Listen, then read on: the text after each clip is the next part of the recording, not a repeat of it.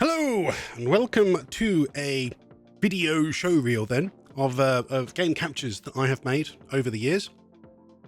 I've done them for many different reasons. A lot of the times it's because I wanted to make videos on YouTube or reviews. The last video review I finished for a game was a very long time ago. I believe Ni no Kuni to be the most successful foray into fantasy JRPGs in recent years. Many of the captures in this showreel were made with a specific intent in mind, so they do have some unique framing and perspectives, but the majority of them, as I said, are indeed environmental captures that I made by turning off the UI and positioning the camera, usually by moving the character model into a particular position to get a clean shot. For some games that was impossible, so I would instead use the in-game cameras to take shots of the environments, though occasionally it wasn't possible to do videos, which I would prefer, and I just had to settle for screenshots. So there's a showcase of some of them as well in here. Now I know I'd get some better captures if I spent time modding the game, having access to a free camera, so putting it on a rail and capturing a panning shot. However, I've never worked on a project where I needed to have that specific footage, except in one particular instance where I desperately wanted to have some clean footage of Super Smash Bros. For this use.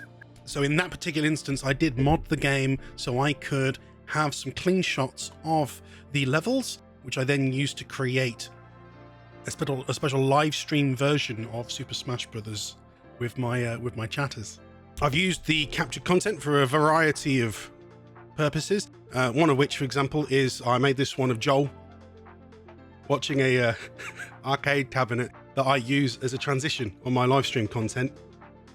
The main reason I originally started capturing a lot of this footage was when I came up with the idea of, well, similar to that scene in Wayne's World, where they dance around in front of the green screen and go, "Oh, I'm here now, and now I'm here."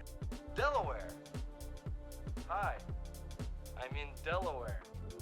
I like the idea of people using an interaction on my live stream content that would just send me to different video games in locations in different video games.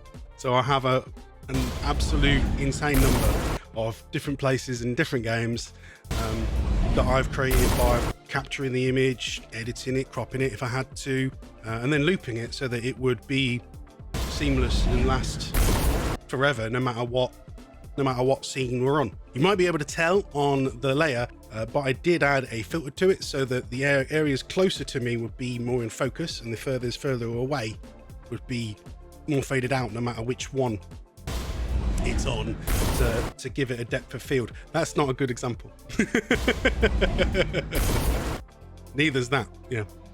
Some of them are quite abstract. I included all sorts of, there you go, there's another good one. And then I wrote algorithm code so that when I was playing a particular title, say Starfield, then it would always change between locations just in Starfield and wouldn't switch to other games while I was in that particular setting mode. So yeah, so I'll leave you with a number of different captures, and I hope then you like what you see.